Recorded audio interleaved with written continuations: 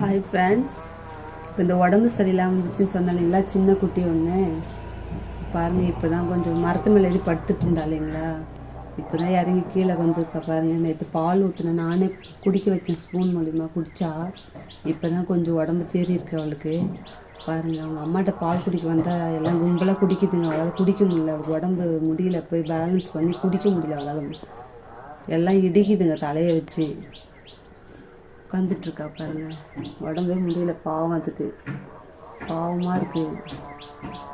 நேற்று முட்டை சாப்பாடு வச்சு சாப்பிடவே இல்லை, பால் மட்டும் குடிச்சிது.